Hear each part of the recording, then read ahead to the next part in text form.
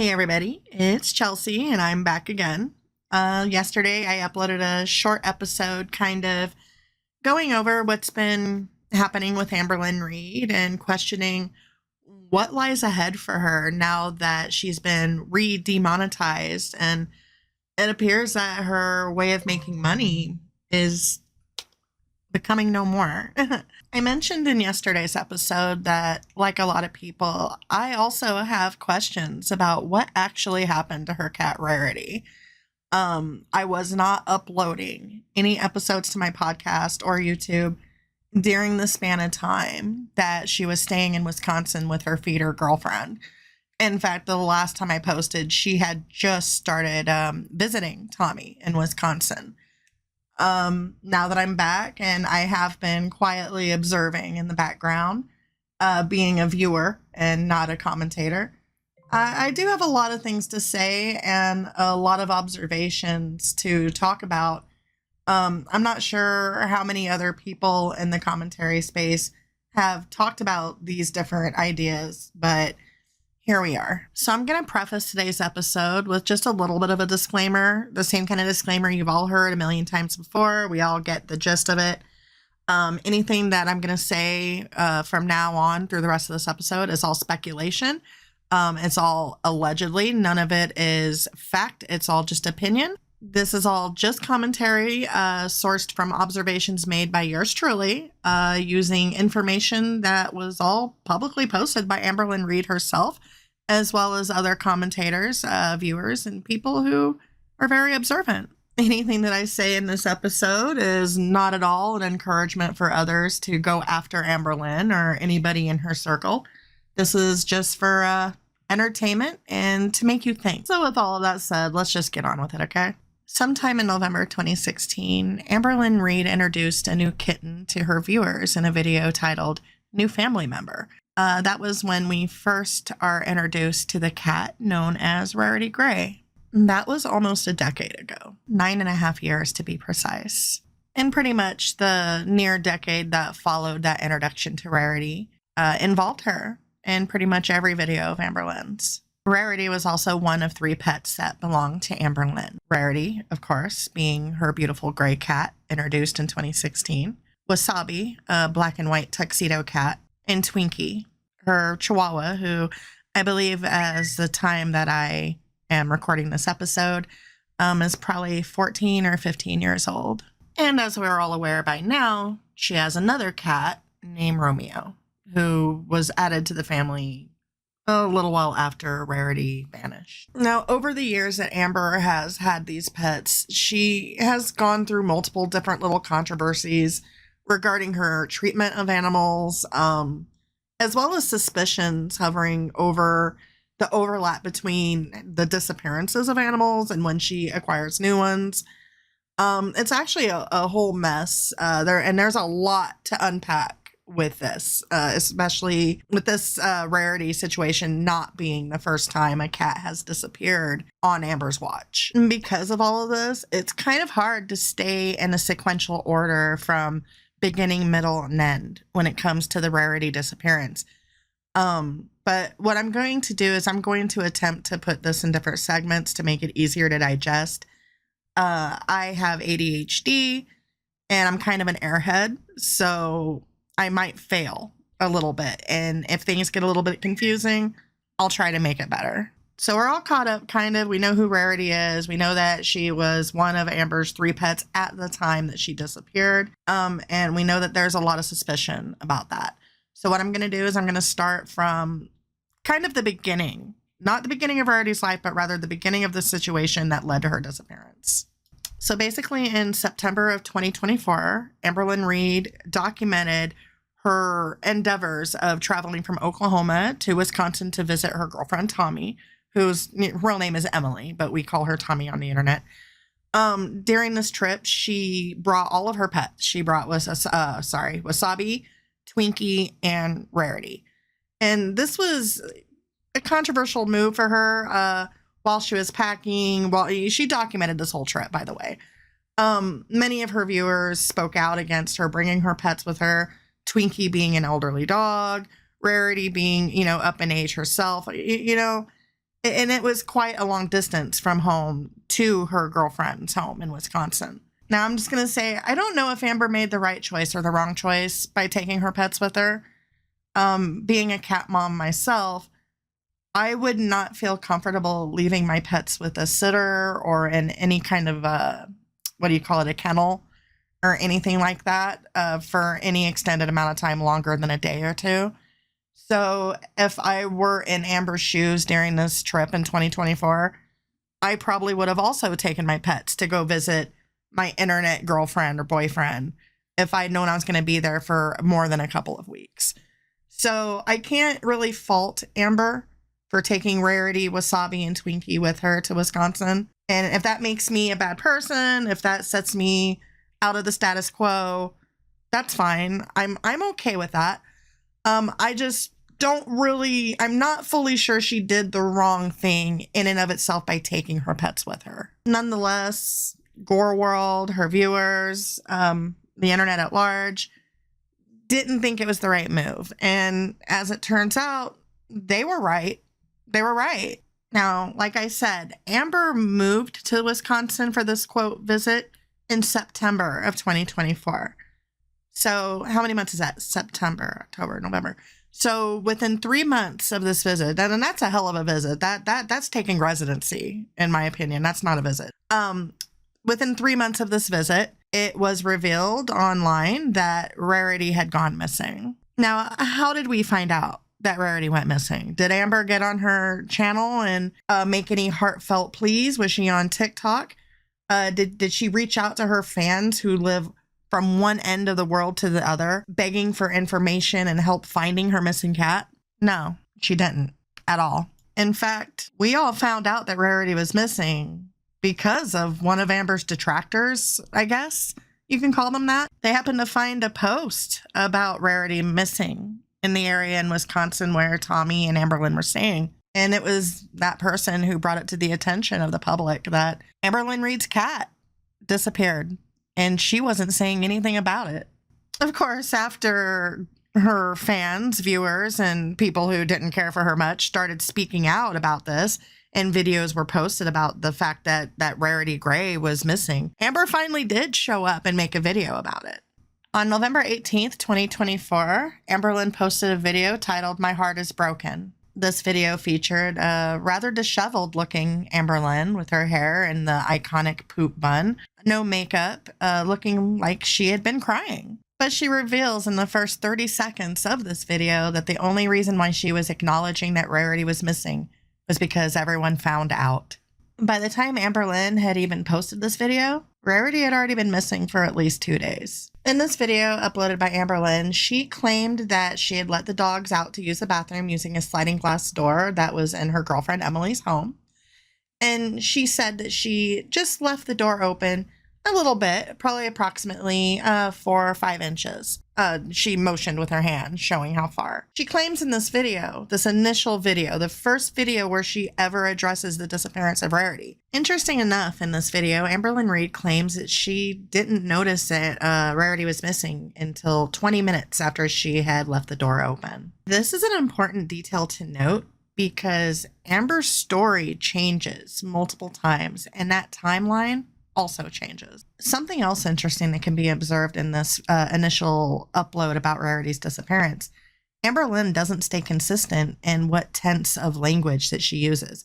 She goes from using present tense to past tense while talking about Rarity, going from saying that she is an adventurous cat to saying she was everything to her. This kind of language always stands out to me, especially given my background in true crime writing. Ordinarily, in a missing persons case, when the person is legitimately missing and the person interviewed doesn't know anything about the whereabouts of the person, they'll use present tense language like so-and-so is this, they are that, et cetera, et cetera. But in cases of missing people where they are murdered or, victims of foul play, and the suspect is talking about them, they tend to use past tense language like so-and-so was this, they were that. And it's always a point of suspicion when it comes to situations like these. Other people noticed this with Amber's initial video as well. And, needless to say, it doesn't make her look good. Now, I'm not going to say one way or the other whether or not this makes her look guilty, because truth be told, Amberlynn rarely uses the right vocabulary. She's not a very eloquent person. She's not very intelligent. She's not very well spoken. And as we've all heard her say a million times before herself, she tends to use the wrong word.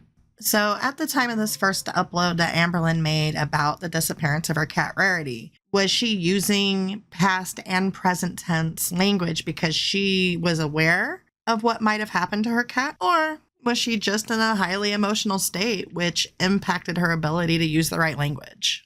Of course, Amberlynn continued to use past tense language while discussing Rarity.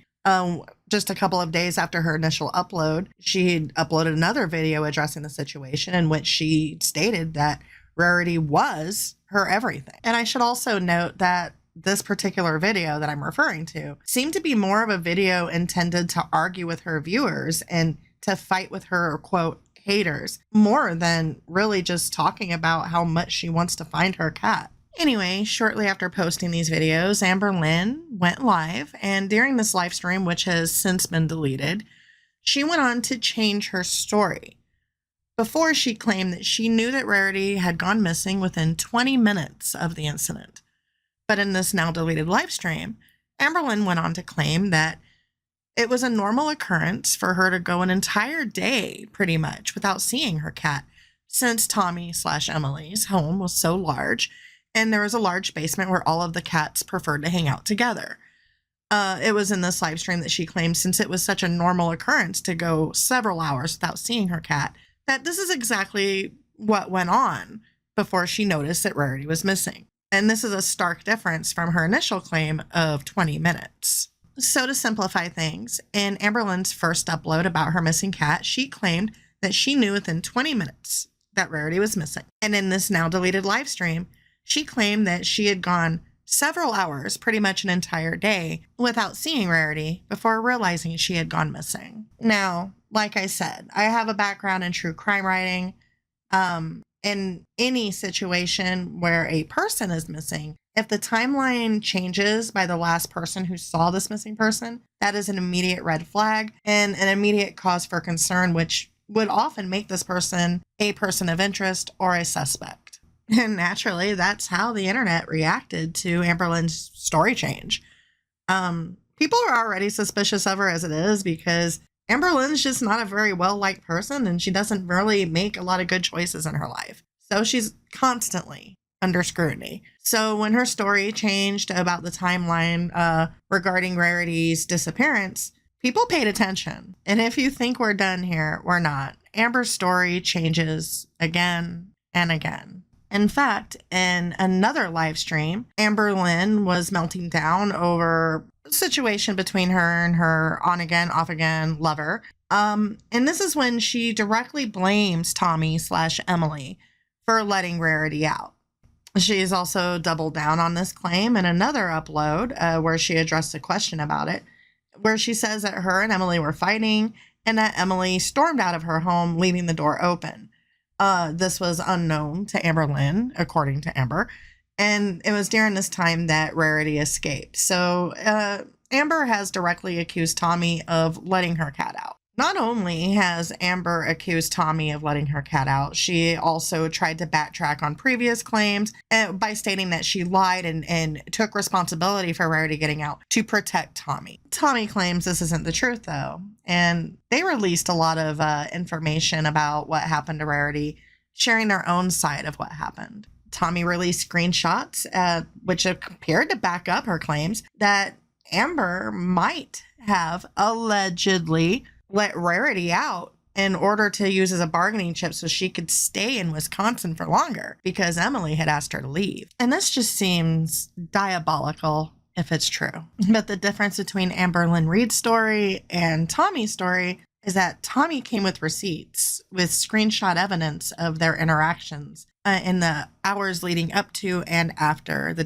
disappearance of Rarity. At least it seems that there is some truth to Amber's side, since it does kind of coincide with Emily's story. The two of them had indeed been fighting. In fact, according to Emily's screenshots, the two had been fighting so bad that she did leave her own residence leaving her guests there, Amber, by herself with her pets, because she just didn't want to be there with her. At some point in their interaction, she said she just didn't feel safe there. Her text screenshot showed an interaction that spanned across several hours throughout the day, with Amberlynn begging her to come home, with Tommy saying no, with Amberlynn asking if she could still stay, etc., etc., etc., until finally Amberlynn revealed in a text to Emily that Rarity had gone missing and that the door was left open. This didn't seem to immediately garner a response from Emily, but Amberlynn also added in these texts that Tommy's cat had also gotten out, but came back. So from the outside looking in, it truly does look suspicious. This doesn't look good for Amber. Tommy's receipts and Tommy's side of the story paints a picture of Amber that kind of makes sense and goes along with the rest of the personality that she's actually displayed over the years on YouTube. This is a woman who claims to have borderline personality disorder, blames it on every single aspect of her poor behavior, and has a history of manipulating her partners in many, many ways. She also has a history of choosing submissive partners, and that's apparently something that her current partner, Tommy, is not. And in my opinion, it is totally within the realm of possibility that during this interaction over the course of the day that she was fighting with Tommy, Amberlynn became so desperate when she couldn't manipulate Tommy into coming home and she didn't get her way, that she fell back on something unspeakable, and that was letting out those cats. And that's why she started with saying that Rarity got out, because she wanted Tommy to care about the fact that her cat went missing. She wanted Tommy to care about her feelings, her cat. And when that didn't appear to get the response that she wanted at the exact moment that she wanted it, she added that Tommy's cat was missing. Because you see, if you're not going to care about my missing cat and my feelings, well, are you going to care about your missing cat and give me my way then? Of course, Tommy's cat didn't stay missing. She came back. She wasn't a wanderer. And eventually Tommy did come home and, quote, help Amber look for her cat. And if Tommy's implication is true and that this whole situation was just a ruse in order to get Amber more time in Wisconsin, in a way, she did get what she wanted, albeit temporarily. Now, again, I want to repeat that this is all just speculation, opinion, just all based on my observation of what's been going on. I'm not directly accusing anybody of anything, but I am saying that the picture that is being painted before our eyes is not pretty. So what we have here overall is a mystery, and we might not ever know the actual answer behind what happened to Rarity. We have from the very beginning stories that wouldn't align, a timeline that kept changing, and Amberlynn Reid just doing the absolute most to avoid telling a direct and thorough story about what really happened leading up to Rarity's disappearance. Do I think that it's likely that Amberlynn's first story is the actual truth behind what happened to Rarity? I mean, it's possible, but I don't believe it. The fact that her story changed immediately and the timeline widened from 20 minutes to several freaking hours, I don't think the initial story of what happened to Rarity is what happened at all. I do, however, think it's likely that Tommy might have let the cat out. It's possible. There is some merit to this because Tommy appears to be, in my opinion, an incredibly emotionally abusive and a manipulative human being. And that's why Amber's met her match in her. And again, that's just my opinion. I also think that there's a lot of merit behind Tommy's side of the story. And like I said, given that Tommy actually produced receipts, hers is probably the most likely story. While she doesn't outwardly come out and directly accuse Amberlynn of letting the animals out to get her attention and to get what she wanted, she does heavily imply it. And it does seem right on brand with somebody who wallows in their own self-diagnosis of BPD while being the most manipulative, demanding toddler of a person. But, there is one other theory that briefly traveled through Gore World, and it was quickly shut down, and I don't know why. Perhaps it's because it's too gruesome of a thought that people don't want to consider it. But I think we should consider it. And I know I might get some flack for this, and people might really come for me. But there was a rumor that Amberlynn might have physically harmed Rarity accidentally while in the middle of a temper tantrum, or as she likes to call it, a BPD rage. Seriously, I really don't know why we're not talking about this more. Like, I get it. It is a gruesome possibility. Very sad.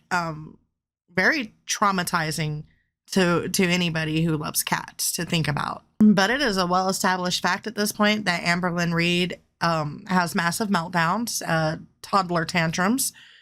She likes to call them BPD meltdowns, BPD rage. Past partners have pretty much said that if she wasn't as obese as she is, she'd probably be pretty dangerous. Her girlfriend, Tommy, has directly stated that Amberlynn was violent with her during her stay in Wisconsin. They have both admitted that there were physical altercations in which Amber had accidentally fallen on Emily.